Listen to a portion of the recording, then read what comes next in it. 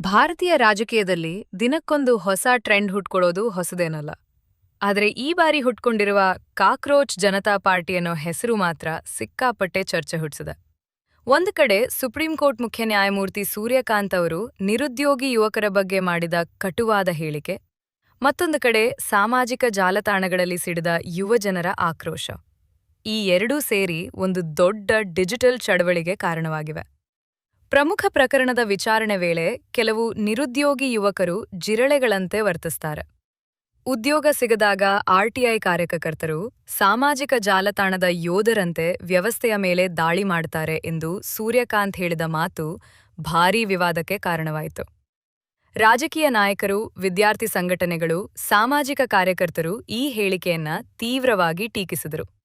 ಏಕೆಂದರೆ ಇಂದಿನ ಭಾರತದಲ್ಲಿ ನಿರುದ್ಯೋಗ ಎಂಬುದು ಕೇವಲ ಅಂಕಿಅಂಶದ ವಿಷಯವಲ್ಲ, ಲಕ್ಷಾಂತರ ಕುಟುಂಬಗಳ ನೋವು. ಪದವಿ ಮುಗಿಸಿದ ಯುವಕರು ವರ್ಷಗಳ ಕಾಲ ಪರೀಕ್ಷೆಗಳಿಗೆ ಓದಿ, ಕೋಚಿಂಗ್ ಸೆಂಟರ್ಗಳಲ್ಲಿ ಹಣ ಖರ್ಚು ಮಾಡಿ, ಕೊನೆಗೆ ಉದ್ಯೋಗ ಸಿಗದೆ ಬೇಸರದಿಂದ ಬದುಕುತ್ತಿದ್ದಾರೆ. ಇಂತಹ ಸಂದರ್ಭದಲ್ಲಿ ಅವರನ್ನ ಜಿರಳೆಗಳಿಗೆ ಹೋಲಿಕೆ ಮಾಡಿದ್ದು ಅನೇಕರಿಗೆ ನೋವುಂಟು ಮಾಡಿತು. ನಂತರ ಮುಖ್ಯ ನ್ಯಾಯಮೂರ್ತಿಗಳು ತಮ್ಮ ಹೇಳಿಕೆಯನ್ನ ತಪ್ಪಾಗಿ ಅರ್ಥೈಸಲಾಗಿದೆ ಎಂದು ಸ್ಪಷ್ಟನೆ ನೀಡಿದರು. ಭಾರತೀಯ ಯುವಕರ ಮೇಲೆ ನನಗೆ ಅಪಾರ ಗೌರವವಿದೆ ಎಂದರು. ಆದರೆ ಅಷ್ಟರೊಳಗೆ ಸಾಮಾಜಿಕ ಜಾಲತಾಣಗಳಲ್ಲಿ ಕಾಕ್ರೋಚ್ ಜನತಾ ಪಾರ್ಟಿ ಅನ್ನೋ ಪದವೇ ವೈರಲ್ ಆಗಿತ್ತು. ಜನರು ಮೀಮ್ಗಳು ಮಾಡತೊಡಗಿದರು. ಕೆಲವರು ಇದನ್ನ ವ್ಯಂಗ್ಯವಾಗಿ ಬಳಸಿದರೆ, ಇನ್ನೂ ಕೆಲವರು ಇದನ್ನೇ ಯುವಕರ ಕೋಪದ ಸಂಕೇತವನ್ನಾಗಿ ಮಾಡಿಕೊಂಡರು. ಈ ಚಳವಳಿಗೆ ಇನ್ನಷ್ಟು ಬೆಂಕಿ ಹಚ್ಚಿದವರು ಡಿಜಿಟಲ್ ಕಂಟೆಂಟ್ ಕ್ರಿಯೇಟರ್ ಅಭಿಜಿತ್ ದೀಪ್ಗೆ. ರಾಜಕೀಯ ವಿಡಂಬನೆ, ವ್ಯಂಗ್ಯ ಪೋಸ್ಟ್ಗಳಿಂದಲೇ ಈಗಾಗಲೇ ದೊಡ್ಡ ಫಾಲೋವರ್ ಬೇಸ್ ಹೊಂದಿದ್ದ ಅವರು ಕಾಕ್ರೋಚ್ ಜನತಾ ಪಾರ್ಟಿಯನ್ನ ಡಿಜಿಟಲ್ ಮೂವ್ಮೆಂಟ್ ಆಗಿ ರೂಪಿಸಿದರು. ವಿಶೇಷವಾಗಿ ಜೆನ್ಜಿ ಯುವಕರ ಭಾಷೆಯಲ್ಲೇ ಮಾತನಾಡಿದ ಕಾರಣ ಈ ಚಳವಳಿ ಯುವಕರಿಗೆ ಬೇಗ ಕನೆಕ್ಟ್ ಆಯಿತು. ಉದ್ಯೋಗ ಇಲ್ಲ, ಪರೀಕ್ಷೆಗಳಲ್ಲಿ ಲೀಕ್, ಭ್ರಷ್ಟಾಚಾರ ಹೆಚ್ಚಾಗಿದೆ, ರಾಜಕೀಯ ಪಕ್ಷಗಳಿಗೆ ಯುವಕರ ನೋವು ಅರ್ಥವಾಗುತ್ತಿಲ್ಲ ಅನ್ನೋ ಅಸಮಾಧಾನ ಈ ಚಳವಳಿಯಲ್ಲಿ ಹೊರಬೀಳತೊಡಗಿತು. ಇತ್ತೀಚಿನ ನೀಟ್ ಪರೀಕ್ಷೆ ಪೇಪರ್ ಲೀಕ್ ಪ್ರಕರಣ, ಸರ್ಕಾರಿ ನೇಮಕಾತಿ ವಿಳಂಬ, ಸ್ಪರ್ಧಾತ್ಮಕ ಪರೀಕ್ಷೆಗಳ ಅಕ್ರಮಗಳು ಇವೆಲ್ಲವೂ ಯುವಕರಲ್ಲಿ ಈಗಾಗಲೇ ಕೋಪ ತುಂಬಿದ್ದವು. ಆ ಕೋಪಕ್ಕೆ ಕಾಕ್ರೋಚ್ ಜನತಾ ಪಾರ್ಟಿ ಒಂದು ಡಿಜಿಟಲ್ ವೇದಿಕೆ ಆಯಿತು. ಸಾಮಾಜಿಕ ಜಾಲತಾಣಗಳಲ್ಲಿ ಸಾವಿರಾರು ಯುವಕರು ನಾವು ಕಾಕ್ರೋಚ್ ಎಂದು ಪೋಸ್ಟ್ ಮಾಡತೊಡಗಿದರು. ಇದು ಕೇವಲ ತಮಾಷೆಯಲ್ಲ, ವ್ಯವಸ್ಥೆ ನಮ್ಮನ್ನು ಕಡೆಗಣಿಸಿದೆ ಅನ್ನೋ ಸಂಕೇತವಾಗಿ ಬೆಳೆಯತೊಡಗಿದೆ. ರಾಜಕೀಯ ಪಕ್ಷಗಳು ಇದನ್ನು ತಮ್ಮದೇ ರೀತಿಯಲ್ಲಿ ಬಳಸಿಕೊಳ್ಳತೊಡಗಿವೆ. ವಿರೋಧ ಪಕ್ಷಗಳು, ಆಡಳಿತ ಪಕ್ಷವು ತನಿಖಾ ಸಂಸ್ಥೆಗಳ ಭಯ ತೋರಿಸಿ ಬೇರೆ ಪಕ್ಷದ ನಾಯಕರನ್ನು ಸೆಳೆಯುತ್ತಿದೆ. ಹೀಗಾಗಿ ನಿಜವಾದ ಕಾಕ್ರೋಚ್ ಪಾರ್ಟಿ ಆಡಳಿತ ಪಕ್ಷವೇ ಎಂದು ಟೀಕಿಸ್ತಿವೆ. ಮತ್ತೊಂದೆಡೆ ಆಡಳಿತ ಪಕ್ಷದ ನಾಯಕರು ಸಿದ್ಧಾಂತವಿಲ್ಲದೆ ಕೇವಲ ಅಧಿಕಾರಕ್ಕಾಗಿ ಒಂದಾಗಿರುವ ವಿರೋಧ ಪಕ್ಷಗಳೇ ಕಾಕ್ರೋಚ್ ಜನತಾ ಪಾರ್ಟಿ ಎಂದು ಪ್ರತಿದಾಳಿ ನಡೆಸುತ್ತಿದ್ದಾರೆ. ಅಂದರೆ ಈಗ ಈ ಪದವೇ ರಾಜಕೀಯ ಆಯುಧವಾಗಿ ಮಾರ್ಪಟ್ಟಿದೆ. ಈ ಚಳವಳಿಯ ಪ್ರಮುಖ ಅಂಶ ಏನೆಂದರೆ, ಇದು ನೆಲಮಟ್ಟದ ರಾಜಕೀಯದಿಂದ ಹುಟ್ಟಿಲ್ಲ, ಇದು ಸಂಪೂರ್ಣ ಡಿಜಿಟಲ್ ಅಸಮಾಧಾನದಿಂದ ಹುಟ್ಟಿದೆ. ಹಳೆಯ ಕಾಲದಲ್ಲಿ ಯುವಕರು ಬೀದಿಗಿಳಿದು ಪ್ರತಿಭಟನೆ ಮಾಡುತ್ತಿದ್ದರು. ಈಗ ಮೀಮ್, ರೀಲ್, ಟ್ರೋಲ್, ಹ್ಯಾಶ್ಟ್ಯಾಗ್ಸ್ಗಳೇ ಪ್ರತಿಭಟನೆಯ ಭಾಷೆಯಾಗಿವೆ. ಇದು ಹೊಸ ತಲೆಮಾರಿನ ರಾಜಕೀಯ ಶೈಲಿ. ವಿಶೇಷವಾಗಿ ಜೆನ್ಜಿ ಯುವಕರು ನೇರವಾಗಿ ರಾಜಕೀಯ ಸಭೆಗಳಿಗೆ ಹೋಗದೇ ಇದ್ದರೂ ಸಾಮಾಜಿಕ ಜಾಲತಾಣಗಳ ಮೂಲಕ ಅಭಿಪ್ರಾಯ ರೂಪಿಸುತ್ತಿದ್ದಾರೆ. ಇಂತಹ ಚಳವಳಿಗಳು ಸಮಾಜದಲ್ಲಿ ಎರಡು ರೀತಿಯ ಪರಿಣಾಮ ಬೀರುತ್ತವೆ. ಒಳ್ಳೆಯ ಪರಿಣಾಮ ಏನೆಂದರೆ, ಯುವಕರು ತಮ್ಮ ಸಮಸ್ಯೆಗಳ ಬಗ್ಗೆ ಓಪನ್ ಆಗಿ ಮಾತನಾಡಲು ಪ್ರಾರಂಭಿಸುತ್ತಾರೆ. ನಿರುದ್ಯೋಗ, ಪರೀಕ್ಷಾ ಅಕ್ರಮ, ಭ್ರಷ್ಟಾಚಾರ, ರಾಜಕೀಯದ ನಿಲುವು ಇವೆಲ್ಲವನ್ನೂ ಪ್ರಶ್ನಿಸಲು ಧೈರ್ಯ ಬರುತ್ತದೆ. ಹಳೆಯ ರಾಜಕೀಯ ಪಕ್ಷಗಳು ಯುವಕರನ್ನು ಕೇವಲ ಮತ ಬ್ಯಾಂಕ್ ಆಗಿ ನೋಡುವುದನ್ನು ಬಿಟ್ಟು ಅವರ ನಿಜವಾದ ಸಮಸ್ಯೆಗಳಿಗೆ ಸ್ಪಂದಿಸಬೇಕಾದ ಪರಿಸ್ಥಿತಿ ಬರುತ್ತದೆ.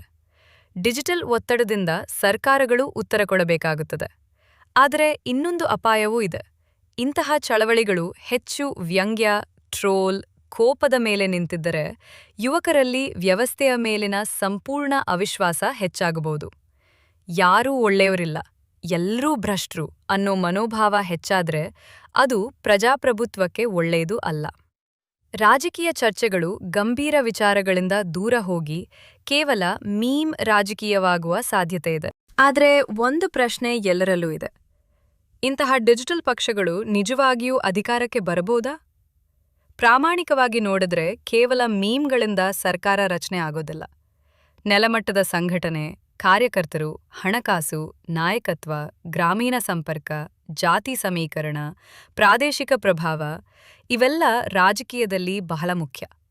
ಸಾಮಾಜಿಕ ಜಾಲತಾಣದಲ್ಲಿ ವೈರಲ್ ಆಗೋದು ಒಂದು ವಿಷಯ, ಮತವಾಗಿ ಪರಿವರ್ತನೆ ಆಗೋದು ಇನ್ನೊಂದು ವಿಷಯ. ಆದರೂ ಇಂತಹ ಚಳವಳಿಗಳನ್ನ ಲಘುವಾಗಿ ತೆಗೆದುಕೊಳ್ಳಲು ಆಗೋದಿಲ್ಲ. ಯಾಕೆಂದ್ರೆ ಇವು ಜನರ ಮನಸ್ಥಿತಿಯನ್ನ ಬದಲಾಯಿಸ್ತವೆ. ಇವತ್ತು ಮೀಮ್ ಆಗಿರೋದು ನಾಳೆ ದೊಡ್ಡ ರಾಜಕೀಯ ಅಲೆ ಆಗ್ಬೋದು. ಭಾರತದಲ್ಲಿ ಇದಕ್ಕೆ ಹೋಲಿಕೆಯ ಉದಾಹರಣೆಯಾಗಿ ನಟ ಉಪೇಂದ್ರ ಅವರ ಪ್ರಜಾಕೀಯ ಪಕ್ಷವನ್ನ ಹೇಳ್ಬೋದು. ಉಪೇಂದ್ರ ಕೂಡ ಹಳೆಯ ರಾಜಕೀಯ ವ್ಯವಸ್ಥೆಯ ವಿರುದ್ಧವೇ ಮಾತನಾಡಿದ್ರು. ಜನರೇ ನಾಯಕರು, ವ್ಯವಸ್ಥೆ ಬದಲಾಗಬೇಕು, ಸಾಮಾನ್ಯ ಜನ ರಾಜಕೀಯಕ್ಕೆ ಬರಬೇಕು ಅನ್ನೋ ಸಂದೇಶ ಕೊಟ್ರು. ಸಾಮಾಜಿಕ ಜಾಲತಾಣಗಳಲ್ಲಿ ಅವರಿಗೆ ಭಾರೀ ಬೆಂಬಲವೂ ಸಿಕ್ಕಿತು. ವಿಶೇಷವಾಗಿ ನಗರ ಪ್ರದೇಶದ ಯುವಕರು ಉಪೇಂದ್ರ ಅವರ ಆಲೋಚನೆಗಳನ್ನ ಮೆಚ್ಚಿದ್ರು. ಆದರೆ ಚುನಾವಣೆಯ ಸಮಯದಲ್ಲಿ ಆ ಬೆಂಬಲ ಮತವಾಗಿ ದೊಡ್ಡ ಮಟ್ಟದಲ್ಲಿ ಪರಿವರ್ತನೆ ಆಗಲಿಲ್ಲ. ಕಾರಣ ಡಿಜಿಟಲ್ ಬೆಂಬಲ ಮತ್ತು ನೆಲಮಟ್ಟದ ರಾಜಕೀಯ ಶಕ್ತಿ ಎರಡೂ ಬೇರೆ ಬೇರೆ. ಕಾಕ್ರೋಚ್ ಜನತಾ ಪಾರ್ಟಿಗೂ ಇದೇ ಸವಾಲು ಎದುರಾಗಬಹುದು. ಈಗ ಇದು ಯುವಕರ ಕೋಪದ ಪ್ರತೀಕವಾಗಿದೆ. ಆದರೆ ಇದನ್ನು ನಿಜವಾದ ರಾಜಕೀಯ ಶಕ್ತಿಯನ್ನಾಗಿ ಮಾಡಲು ಸ್ಪಷ್ಟ ನಾಯಕತ್ವ, ಗುರಿ, ನೀತಿ, ಸಂಘಟನೆ ಬೇಕಾಗುತ್ತದೆ. ಇಲ್ಲದಿದ್ದರೆ ಇದು ಕೆಲ ದಿನಗಳ ವೈರಲ್ ಟ್ರೆಂಡ್ ಆಗಿ ಉಳಿಯುವ ಸಾಧ್ಯತೆಯೂ ಇದೆ. ಆದರೂ ಒಂದು ವಿಷಯ ಸ್ಪಷ್ಟ, ಇಂದಿನ ಯುವಜನತೆ ಮೌನವಾಗಿಲ್ಲ. ಅವರು ತಮ್ಮ ಸಮಸ್ಯೆಗಳ ಬಗ್ಗೆ ಮಾತನಾಡುತ್ತಿದ್ದಾರೆ.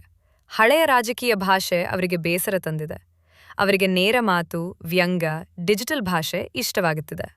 ಕಾಕ್ರೋಚ್ ಜನತಾ ಪಾರ್ಟಿ ಅನ್ನೋದು ಕೇವಲ ಒಂದು ಮೀಮ್ ಅಲ್ಲ, ಅದು ಭಾರತದ ಯುವಕರೊಳಗೆ ಕುದಿಯುತ್ತಿರುವ ಅಸಮಾಧಾನದ ಡಿಜಿಟಲ್ ಮುಖ. ಅದನ್ನು ರಾಜಕೀಯ ಪಕ್ಷಗಳು ಸರಿಯಾಗಿ ಅರ್ಥ ಮಾಡಿಕೊಳ್ಳದಿದ್ದರೆ ಮುಂದಿನ ದಿನಗಳಲ್ಲಿ ಇನ್ನೂ ವಿಚಿತ್ರ, ಇನ್ನೂ ಕ್ರಾಂತಿಕಾರಿ ಚಳವಳಿಗಳು ಹುಟ್ಟಿಕೊಳ್ಳುವ ಸಾಧ್ಯತೆ ಖಂಡಿತ ಇದೆ.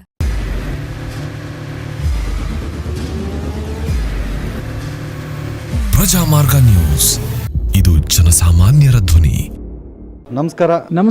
ನೀವು ನೋಡ್ತಾ ಇದ್ದೀರಾ ಪ್ರಜಾಮಾರ್ಗ ನ್ಯೂಸ್. ರಾಷ್ಟ್ರದ ರಾಜ್ಯದ ರಾಜಕೀಯದ ಬಗ್ಗೆ ಹೆಚ್ಚಿನ ಸಿನಿಮಾ ಅಪ್ಡೇಟ್ಗಳಿಗಾಗಿ ಫಸ್ಟ್ ಲೈಕ್ ಮಾಡಿ, ಸಬ್ಸ್ಕ್ರೈಬ್ ಆಗಿ, ಹಾಗೆ ಫಾಲೋ ಕೂಡ ಮಾಡಬೇಕು.